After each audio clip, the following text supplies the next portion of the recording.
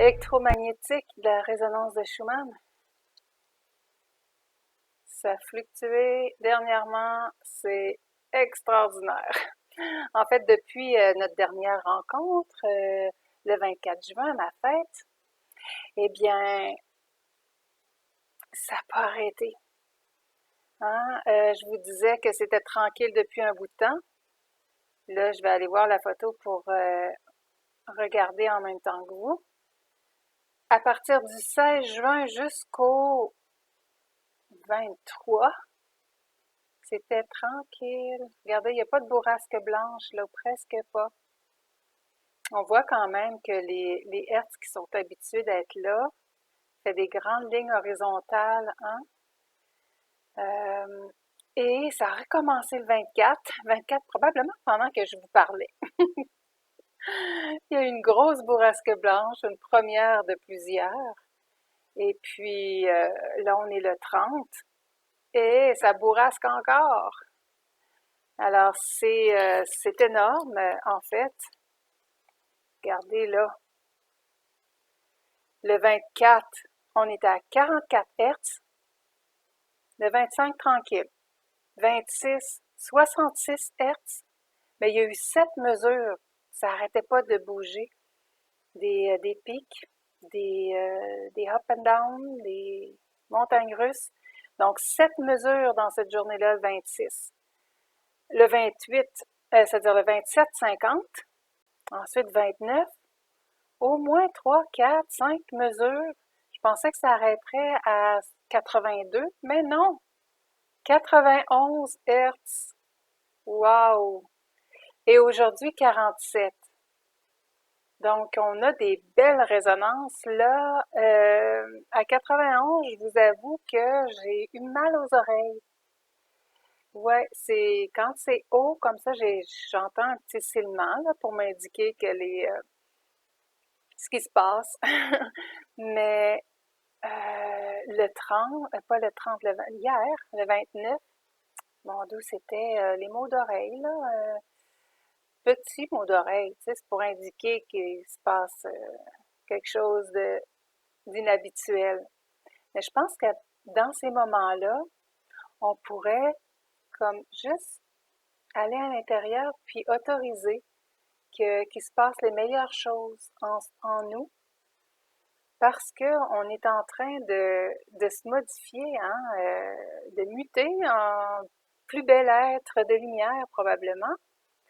Et puis, on peut leur demander, oui, de venir nous assister là-dedans. Leur demander, je parle des guides, des anges, des galactiques qui veulent bien nous assister, juste des êtres bienveillants et des êtres de lumière. Comme ça, on est sûr que c'est le bon travail qui se fait. Hein? Alors, il y a des choses qui se passent en plus parce que il y a eu une tempête solaire. Il va y avoir des rebonds, hein, des effets rebonds de cette tempête solaire-là qui a eu lieu le 28. Donc 29, 30, 1. Après 3 jours, entre 3 et 5 jours, on commence à sentir les effets. Donc 1, 2, 3, 4 juillet, peut-être 5 juillet. Et aussi les Pléiadiens, par une canalisation, nous ont dit qu'il y avait des vagues de lumière gamma. Alors, c'est peut-être la même chose. Donc, nous, on parle des résonances de Schumann et des effets de tempête solaire. Mais c'est peut-être ça, c'est peut-être un autre langage, une autre façon de le dire que de dire vague de lumière gamma. Ça va impacter la Terre. C'est sûr que ça impacte la magnétosphère. Parce que dans la magnétosphère, c'est là que sont les compressions provoquées par cette tempête solaire-là. Alors, il y a compression, ben, d'un côté. Alors, ça fait ça. Puis ensuite, il y a Donc, qu'est-ce qui se passe quand ça fait compression et ça suit? Donc, la Terre est entre ça, là. Mhm. Il y a un mouvement autour de la Terre, là. Donc, ça a une influence sur les choses comme le magnétisme de la Terre, sur la gravité peut-être. Alors, peut-être qu'il y aura tremblement de terre. On parlait des volcans la dernière fois. Ça n'arrête pas ça non plus, là. C'est en train de bouger, puis les plaques tectoniques, les fissures aussi, fissures en Israël, là, qui va jusqu'à euh, Mozambique, je crois. Ensuite, en Afrique, qui est en train de se séparer en deux. Et puis, un autre endroit aussi qui a une fissure, une crevasse là, assez profonde. Alors, la Terre bouge, la Terre va se manifester pour replacer les choses, peut-être remettre les choses en place, faire renaître les pyramides qui sont enfouies, hein, parce qu'on sait que c'était là pour communiquer d'une à l'autre, euh, peut-être pour l'électricité libre, hein? Énergie libre, on y a droit. De toute façon, en tout cas, je parle plus de ça, là. Hydro-Québec, ça serait payé normalement, là, mais on continue, hein, à faire rouler l'économie ici, là. Alors, oui, d'ici le 5 juillet, c'est ça qu'on peut ressentir, peut-être même le 5, et le 5 étant la pleine lune, mais aussi éclipse lunaire, pleine lune pénombrale, donc c'est spécial, là. On l'appelle aussi la pleine lune tonnerre, la pleine lune de juillet. Alors, tonnerre, c'est un bruit, hein, qui est provoqué par cette ligne de chaleur qui est l'éclair. Donc, tonnerre qui annonce l'adversité et les débats. Ça se peut bien, hein, ces jours-ci. Et par contre, dans les rêves, si on voit l'éclair et qu'on entend le tonnerre, c'est positif. Puis si c'est accompagné d'un éclairci de soleil, là, c'est de très bon augure. J'ai réfléchi à ça en faisant ma petite recherche là, sur le tonnerre. Et puis, tu sais, les starseeds qu'on est, ça se peut bien que on ait juste à vivre le positif. Parce qu'on n'est pas dans l'adversité et le débat. Ça, c'est la dualité, c'est le 3D. Et si on se maintient nos énergies plus hautes, alors à ce moment-là, c'est comme si on créait un éclairci en nous. C'est comme si aussi on voyait l'éclair, c'est-à-dire on voit ce qui prépare le tonnerre, on sait d'avance. Alors on est à même de prévoir et de s'ajuster avant que ça arrive. Alors c'est ça. Pour nous, c'est que du positif. Et la pleine lune est en Capricorne, Cancer toujours. Donc Capricorne, Cancer, c'est deux signes opposés, hein, dans la roue du zodiaque. C'est 6 mois entre chaque. Puis ça annonce les saisons. Donc le Cancer, c'est un signe cardinal qui annonce l'été. Et le Capricorne, c'est aussi un signe cardinal. Donc, c'est deux signes cardinaux. Et les deux ensemble, comme c'est présentement Cancer-Capricorne, deux opposés, mais complémentaires aussi. Si on regarde les gens qui sont Cancer et les gens qui sont Capricorne, sont très différents, mais ce qu'un a plus que l'autre, alors l'autre en a besoin, ça s'équilibre, ces deux signes-là. Donc, c'est un temps euh, où existe l'équilibre et on n'a qu'à vivre là-dedans. Et c'est beau, dans l'harmonie et l'équilibre. Hein? Alors, oui, il y a une complétude dans l'affaire et c'est ressenti par les starseeds, ces choses-là. Ils sont en accord avec soi. Quand on est en accord avec soi, on est dans la plénitude, malgré la tempête extérieure, malgré là, ce que nous apporte le tonnerre, donc adversité et débat. Conjonction aussi, Lune-Jupiter. Ça n'arrête pas. Jupiter, on le connaît, c'est le grand justicier. Alors, c'est ça qui se passe, hein? La justice est très active là pour arrêter le deep state, arrêter arrêter toutes ces choses ignobles, affreuses qui se passent sur la terre. C'est en train de disparaître, ça. Ils n'auront plus le droit. On arrête ces gens-là, donc ils agiront plus comme ils font. Il n'y aura plus de ces actions-là. Et puis, ça va changer énormément dans l'énergie de la Terre. Alors, toute la peur qui est générée par ces personnes-là, cette gang d'élite malveillante. On parle des nouvelles, là, aux nouvelles, portez le masque, sinon c'est dangereux, faites attention à ci, faites attention à ça, gardez les distances. Alors tout ça, ça crée la peur, ça crée la confusion parce qu'il y a toutes sortes de règlements qui changent à toutes les semaines. Et puis, ça crée aussi de la haine dans le cœur des gens contre ceux qui ne croient pas à cette supercherie-là. Ils inventent des mots pour nous diviser. Parce qu'ils sont habitués comme ça, eux autres, ils divisent pour régner depuis toujours.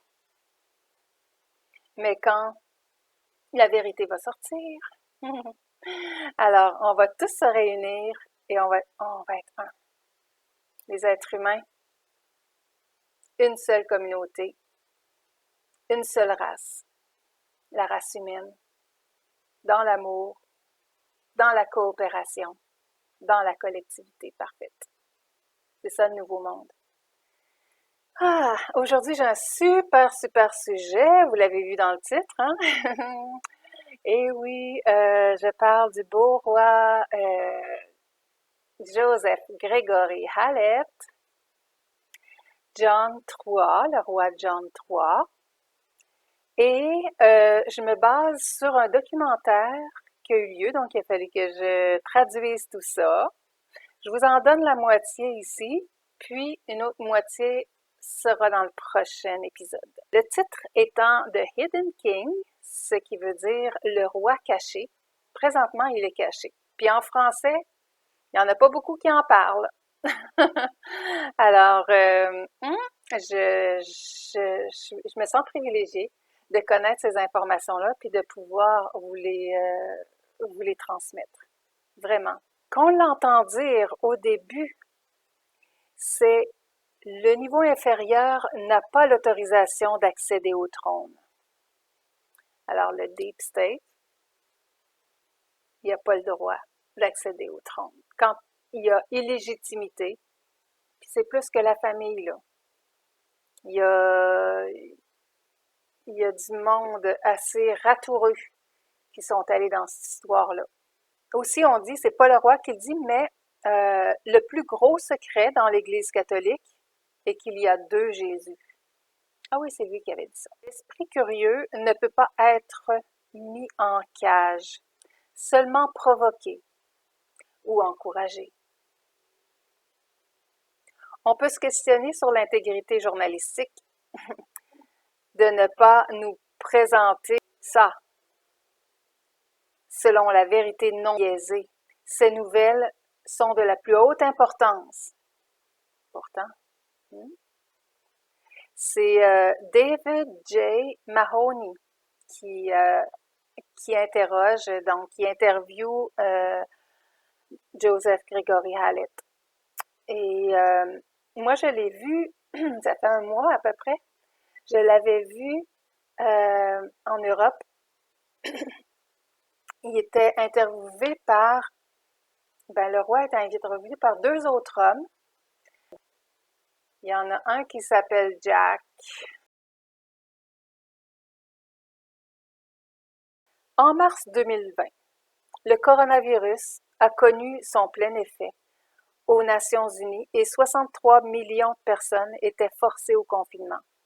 Les rues de Londres sont silencieuses, mais des rumeurs au sujet de la famille royale enflamment. Les troubles civils éclatent. Pas de leadership clair peut sembler être sans espoir, quand il n'y a pas de leadership. Et s'il y avait un nouveau roi, un roi caché, plus grande histoire du 21e siècle. Alors ça commence comme ça avec la musique. La première question adressée au roi. Avec cette ascension au trône et la présente situation du coronavirus, est-ce que tout ça est lié à cette lutte interne aux États-Unis? On sait que les démocrates s'acharnent vraiment à ne pas céder la place au pouvoir encore 4 années de plus à Donald Trump. John 3 répond, « Les luttes sont partout. C'est l'accomplissement de la prophétie que les Juifs ont à détruire l'Europe avant que le Messie arrive. Et Messie veut juste dire quelqu'un dont les travaux antérieurs sont suivis plus tard. Tous ces mots ont leur définition. Seigneur, Christ, Messie, Meshaya, il y a 2 façons de le dire. Lui, il dit Meshiach. Naissent un certain jour, les Meshiach, c'est ça. Ils naissent un certain jour durant Rosh Hashanah, c'est une fête juive. Rosh Hashanah, après 7 ans d'un certain événement, ce qui est le cas de l'heure et du jour de sa naissance, ce qui fait de lui le roi d'Israël. Israël est supposé être dirigé par un temple, pas un gouvernement. Donc, en ce qui a trait à la reconnaissance de son titre de Meshiach, d'Israël, ils ont été incapables, le gouvernement d'Israël, de former un nouveau gouvernement depuis 17 mois. Alors ça, c'est, selon la prophétie, le roi arrive, le Messie arrive à ce moment-là. Ceci a tout à voir avec ce qu'il a à faire, sa mission. Il travaille là-dessus depuis 1998. C'est lui qui dit « il travaille là-dessus ». Donc, moi je pense que c'est l'Alliance. C'est plus que lui. Il y a des gens derrière aussi, comme derrière Trump. Ils sont tous ensemble. Les chapeaux blancs ou les dragons blancs, j'ai entendu ça aussi. C'est toute la même équipe, Q. QAnon. Donc, tout ça, ce beau monde, travaille là-dessus depuis 1998 et lui, depuis 1980. C'était juste normal. Il a grandi en Nouvelle-Zélande et à 5 ans et demi, le roi George VI et le docteur d'Élisabeth II, qui se faisait appeler le sergent chirurgien, alors le surgeon, sont venus en Nouvelle-Zélande et ont invité son père à partager le mouton, la brebis, parce que c'était un samedi, un Shabbat. sabbat, la journée du sabbat. Donc, et le dimanche, devant les sandwichs de viande froide et assis sur les genoux de son père, il dit, c'est le roi George VI, il dit, pourquoi ne pas mettre ton fils par terre pour regarder le roi George VI, fils, en Rotorua, New Zealand. Donc, son père et le roi se sont retirés et il a eu une audience privée avec le fils de George VI, qui était en fait le Sergeant Surgeon, et ce qui se trouve à être George Fitzroy-Stoma, qui est en fait le roi George VII. C'était le 10 juillet 1967. Et la monnaie de la Nouvelle-Zélande a changé à ce moment-là.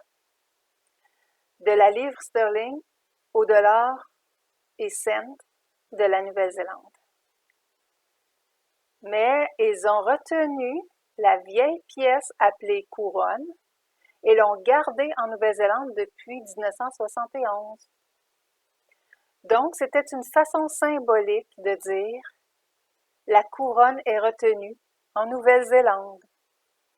Et il y a eu des signes et des symboles à travers le temps depuis. Si nous reculons un peu à la pièce de monnaie, le 23 avril 1969, donc 9 mois et demi après la rencontre avec le fils du roi George VI, donc George VII, son fils biologique, on pouvait lire sur la pièce « Elizabeth to Greg ». En premier, sur le 5 livres sterling, avant la décimale, et ensuite sur le 2 livres, le 10 juin 1998.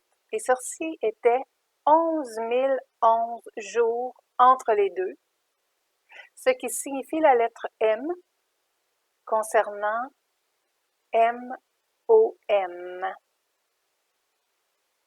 Je ne peux pas vous l'expliquer. Mais 11, ça veut dire M, donc c'est 11 011, M-O-M. Ça a son importance. Quelque chose commençait à se passer. Il était élargi, donc la connaissance de lui se faisait sentir dans le monde. Il était nommé, symbolisé ou étiqueté comme royauté, sur la pièce de monnaie, etc. Des signes bibliques maintenant? Au niveau des prophéties, il y a un stele, donc qui veut dire dur comme fer, ou gravé dans la pierre, un stele comme distille. Avec l'intervieweur, Greg a montré j'essaierai de vous mettre la photo, ok? Oui. Parce que c'est une plaque commémorative dans un parc. Ils sont allés là tous les deux. Et environ 4 pieds de haut, je dirais, la pierre. Ça leur allait, c'est des grands hommes de 6 pieds à peu près, donc ça leur allait pas à la taille, un petit peu plus haut. Sur laquelle était écrit 10, D-I-S-S en lettres majuscules, comme, qu'est-ce qu'il vient de nous dire là? Distillery, ça a un rapport. Donc, 10, 2000. Et entre 10 et 2000, et au-dessus, il y a un signe là. Je vous parlerai de ça, le signe sur la pierre, un emblème. En juin, ce qui prédit le jour de son arrivée, à plus ou moins 6 jours. et montre la localisation d'un écart de 11 km, encore 11, depuis Jérusalem, qui est à 2222, donc 2222, 1000, et il est écrit 2211, 1000 de Jérusalem, parce que 11 degrés est un guide exact indiquant la mer de Galilée, donc à 11 degrés sur la carte de Jérusalem. Donc, il se trouvait là, tu sais, dans ce calcul-là, à cet endroit-là où est la pierre. OK? C'était vraiment à 2211 milles de Jérusalem. Et puis, de Jérusalem, de la mer de Galilée, c'est ça. Indiquant la mer de Galilée, qui a la forme et le son C, si, qui veut dire mer, qui est le chiffre romain 100, hein, C, c'est le chiffre romain 100, pour indiquer que le lac où ils sont, où la pierre est 100 fois la grandeur de la mer de Galilée, c'est-à-dire le contraire, le lac rentrerait 100 fois, donc 100 lacs dans la mer de Galilée. Il y a aussi la prédiction de l'âge qu'il aurait au moment de la découverte de cette pierre dans le parc, qui contient aussi les coordonnées des stations de puissance nucléaire dans le monde, qui est à 21 000 nautiques. Aussi sur le lac, une structure. Il y a une structure sur le lac dans le parc, là. Il y a une structure comme deux quais qui se rejoignent. Et le point de jonction des deux quais, c'est l'endroit même où Jésus, si on replace dans comme la grandeur de la mer de Galilée, c'est l'endroit où Jésus se serait tenu sur l'eau à l'angle parfait et où les disciples ont quitté la mer de Galilée. C'est au bout d'un quai vers la terre, là. Alors, les proportions exactes. Sur la pierre, il y a même un signe le même signe que sur la clé qu'il a reçue le 10 avril 2014. C'est ça, je vous dis l'emblème qu'il y a en haut de la date, là, 10-2000. Il y a cet emblème-là, la même qu'il a sur la clé qu'il a reçue. La clé, c'est un objet royal. Donc, en 2014, il a reçu ça. Tout ça fait partie d'une ancienne science parce que là, l'intervieweur, il en revient pas de tout ça. Il dit, ils sont allés chercher ça où? Pourquoi toutes ces choses-là sur la même pierre? Et il répond, ça fait partie d'une ancienne science du christianisme appelée la théologie de la typologie, signifiant que ce qui s'est passé dans le temps va se passer à un autre endroit dans un temps futur. Donc, le style, donc la pierre dure comme fer ou gravée sur la pierre, excusez, marque ce lieu et ce temps futur. Okay? Ça a tout à voir. Tout se déploie comme une glorieuse révolution où on se débarrasse des anciennes méthodes. Et puis là, il a dit, ça a été difficile à traduire parce que je l'ai fait en boucle quelques fois, mais c'est parce qu'il est en train de dire deux choses en même temps. Puis je vais essayer de vous traduire en français. Alors, je reprends. Tout se déploie comme une glorieuse révolution où on se débarrasse des anciennes méthodes, se débarrasse des anciennes méthodes et se débarrasse de ceux qui font les choses de l'ancienne façon. Et là, il enchaîne dans d'autres choses. Donc, moi, je pense qu'il vient de dire « drain the swamp ». Hein? On se débarrasse de ceux qui font les choses de l'ancienne façon. Mais il y a comme embarqué ça dans le fait qu'il disait, bon, on se débarrasse des anciennes méthodes, puis de ceux aussi. Fait que c'est ça qu'ils sont en train de faire. On est dans une grande révolution présentement, actuellement.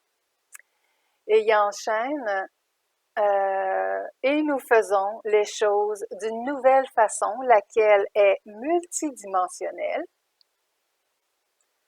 Alors, multidimensionnel, moi, là, ça se rapporte à la 5e dimension, excusez, là, mais ça n'a rien à voir avec la 3e. Hein? Donc, il parle du nouveau monde, là. Carrément. Alors, multidimensionnel, de tous les angles, de tous les médias, et c'est en train de se passer. Et nous savons tous, bien que plusieurs n'en sont pas conscients et n'en savent pas la cause. L'une des causes est que la famille royale a été flatty royal, ça veut dire, ça signifie qu'il est illégitime depuis 1840 et non autorisé d'accéder au trône. Or, depuis la bataille de Waterloo, la famille royale a perdu tout son argent et ont été renfloués par les Rothschild. Est-ce que ça vous étonne? Pas moi. En échange des droits de reproduction. Donc, de 1819 à 2019. Voyez-vous le jeu? La famille royale banqueroute depuis 1815 et elle a dû se reproduire avec eux, avec les Rothschild, et mettre au monde des bâtards Rothschild. Alors, ils ont fait leur loi, puis ils ont mis le monde à leurs mains. Ils ont fait des humains des esclaves depuis ce temps-là. Ils étaient illégitimes. Ils se sont incrustés dans la famille royale.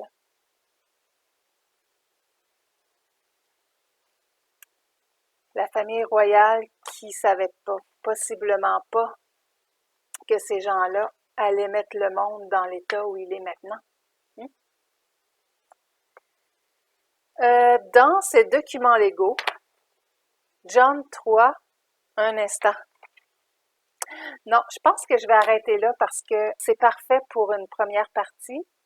Donc, sur ce, je vous embrasse et on se dit à bientôt. J'ai pas terminé de traduire, alors je vais me mettre là-dedans, pas demain, pas après-demain, je peux pas. Alors, vendredi, puis on verra en fin de semaine si je peux le mettre en ligne. D'accord? Alors, sur ce, bien, ah oui, je veux remercier aussi des abonnés. Attends un petit peu là, je vais essayer de m'en souvenir parce que le papier est là-bas. Lucie, Guy et Yvon qui m'ont fait un don sur PayPal. Alors, je vous remercie. C'est très apprécié. Et puis, ben sur ce, oui, je vous dis à bientôt, bientôt. Alors, bye mes beaux amis.